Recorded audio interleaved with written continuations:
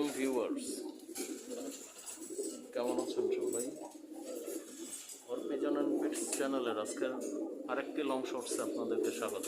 Viewers, দেখো কবুতরগুলো দেখে সবাই মাশাআল্লাহ আলহামদুলিল্লাহ বলবেন। ভিউয়ার্স,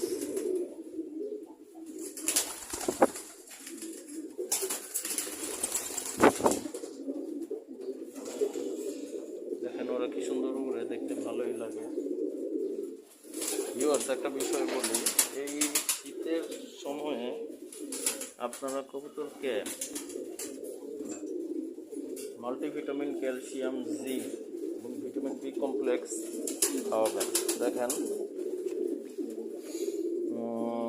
এইবার আমি দিব মাল্টিভিটামিন হিসেবে নিউট্রাম জুনিয়র। দেখা যাচ্ছে ভিউয়ার্স, নিউট্রাম জুনিয়রটা দিব কারণ এটা মাল্টিভিটামিন ও মাল্টিমিনারেল সিরাপ। দেখেন শুধু অনলি মাল্টিভিটামিন না, এটার মধ্যে মাল্টিমিনারেলও আছে। এটার মধ্যে কি কি আছে এই নিয়ে আমার একটা ভিডিও আছে, আপনারা সবাই দেখবেন। দেখেন vitamin A, vitamin B, vitamin B1, B2, B3, B5, B6, B12, দেখেন কত কিছু আছে। B12টা কিন্তু খুবই দরকারি কবুতরের জন্য, তো এটা আপনারা ট্রাই করতে পারেন। আর লিভয়েল সিরাপেও এরকম আছে মাল্টিভিটামিন আর মাল্টিমিনারেল সিরাপ। পোগো সিরাপে আবার মাল্টিমিনারেলটা নাই, শুধু মাল্টিভিটামিন। তো আপনারা একটু চেঞ্জ করে ইউজ করবেন। একবার যদি মাল্টিভিটামিন এবং মাল্টিমিনারেল সিরাপ দেন, যেটা লিভয়েল সিরাপ অথবা নিউট্রাম জুনিয়র দেন, তাহলে দ্বিতীয়বার দিবেন পোগো, যেটা শুধু মাল্টিভিটামিন সিরাপ।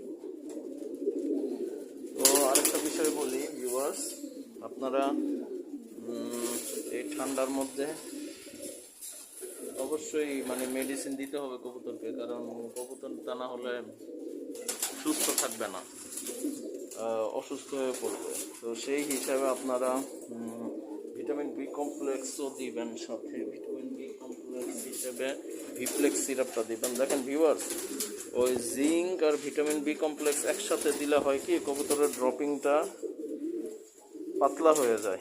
এজন্য আবার চিন্তা করে দেখলাম না, তাহলে শুধু জিঙ্ক খাওয়াইলে যেহেতু ড্রপিংটা শক্ত থাকে, তাহলে এটার সাথে ভিটামিন বি কমপ্লেক্স একসাথে মিক্স করার দরকার নাই। So Viplex syrup vitamin B complex হিসেবে এটা দিব আলাদা, আগে যেটা দিতাম যেভাবে।